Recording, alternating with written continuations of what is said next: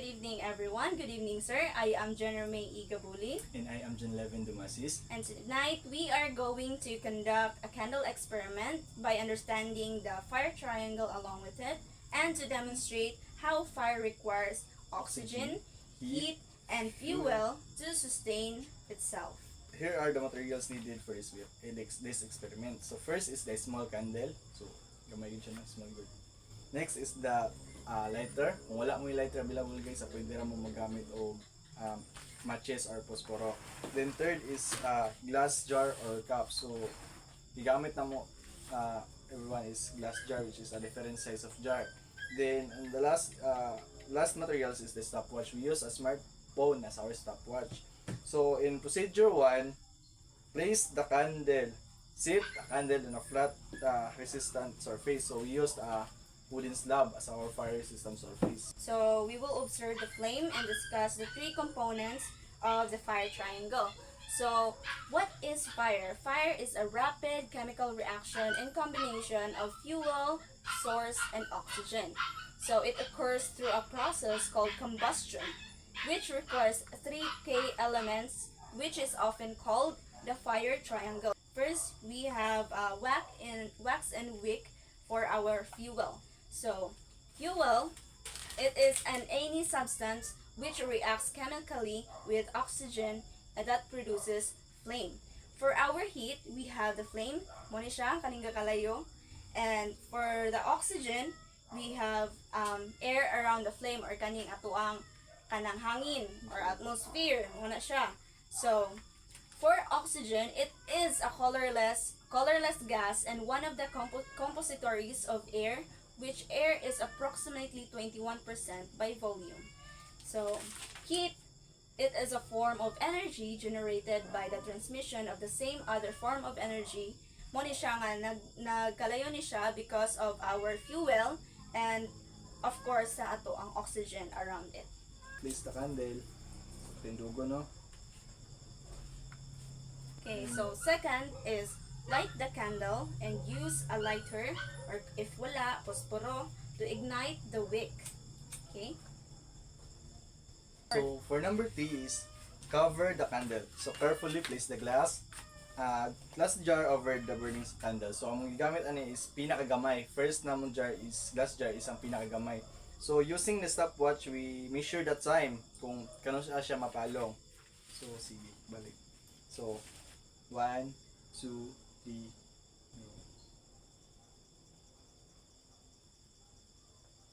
Okay? So okay, so the first glass jar which is ang pinakagamay, so ning abot ra siya og 4.8 seconds. So dali ra siya napalong. Then ang pagkapalong niya is murag wala siya gananay, which is nagkuan siya kanang mura siya ning flick lang siya kanang murag ning kalit siya kawala bitaw. So i-try na po nato guys ang sa second jar, which is the medium. So measure sad na tong time kung nga ba siya kalahian sa duha. Let's start.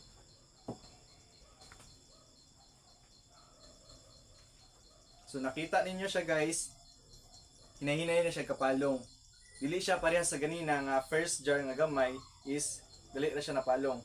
So sa second jar guys, niabot siya og 12.3 seconds. So medyo dugay-dugay siya napalong. And ang iyang pagkapalong sa nanay, dili parehas sa ganina nga pinakalit bitaw. So now we proceed to the last jar, which is ang pinakadako nga available ng mga jar. So natawag to pila ka seconds tama nang kaya siya mapalong. So let's go.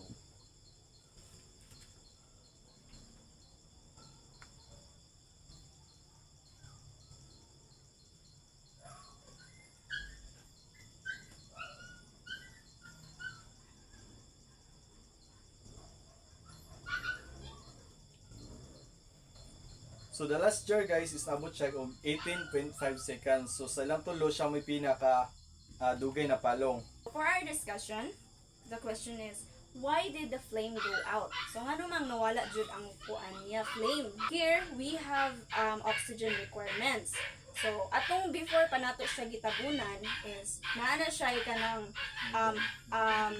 above 21% of oxygen. So, which means, nag-create siya flame kay na enough oxygen para mo sustain atong flame. Then, pagtabon sa iyaha, nagkababa ang oxygen sa sulod, which is ang katong buga sa flame ning replace sa oxygen mo to nga ang oxygen nagka-decrease mo na nga ning baba siya until 14% and nagkababa which is 12% makabutang man diri sa tong oxygen requirements nga pag 12% na dili na siya mo create og flame mo to nga ning napalong siya pagtabon og dugay. Okay, for the next question. So, what would happen if we remove the heat, no? Or kaning flame niya.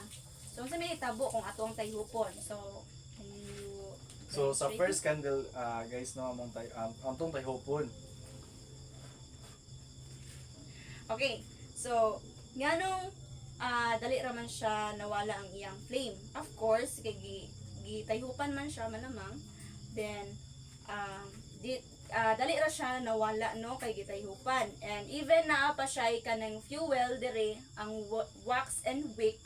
But then, Nawala gi-remove man nato ang flame or ang heat. So muna Oh, muna siya. Kay ang heat, isa na siya sa kanang fire triangle or key elements sa fire.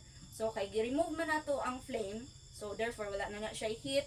So dili mo sustain ang ato ang flame kay gi-remove man nato. So bisan pag na siya fuel and oxygen as palibot, but wa siya heat, so wala siya makita, wala siya gasiga. Kay isa sa pinaka-importante sa fire triangle is ang heat man gyud. So sa second is Okay, so what would happen if we remove the fuel or kanang wala na siya wax mabilin or kani kaya niyo guys, naubos na guys. Ano. Okay, so ato ang na-observe no. So wala naman siya wax and napa siya wick which is katong dagkutanan. Unlike the ari, dahil kani siya dahil ra napalong kay i-remove man gud nato ang flame which is important kay element yun na siya sa fire triangle. But kani siya hinahinay magkaupos ang kandila or kato iyahang fuel. So at the same time hinahinay pod og palong ang flame or ka-flicker out. Kaya nasari lang. So, based of my observation, no, so na parehas silang di ba, na tulo ka elements, so na parehas silang mawalan og elements. So ang first lang nato nga gibuhat is gitangtang nato ang heat, which is namatay siya dayon. Dali na kay siya namatay kay ang pinaka main man gyud nga elements atong gikuha which is ang heat. So nato siya namatay din. Aside sa second example nato nga ang nawala is ang fuel. So nagkawala ang fuel, so dili na pud nakasustain ang fire bisan pag na siya flame pero dili na siya magdugay. Muna nakita ninyo guys nga hinay-hinay na pud siya kamatay. So for example lang bitaw no in real life. So kani siya guys, example lang is kana siyang kita nyo tawo, then ang iyang pagkamatay is aksidente. So kanang dali ra kay nahitabo. Aside anis gadaot lang kunuhay. So mo na siyang hinay-hinay, nagkahinay, nagkawala. So mo na siya difference sa duha guys. Lahi ang duration sa gikuha ang heat, lahi ang duration sa pagkuha sa heat and lahi ang duration sa pagkuha sa fuel. Mora to ang ato ang experiment tonight and salamat kayo sa inyong pagsubaybay ani nga experiment. Therefore dako kaayo og kanang importansya ang pagkahibalo about aning how we ignite flame o kanang about fuel, about oxygen, paunsa siya naka-contribute para maka-create of fire. Sumuot na. So, So, thank you.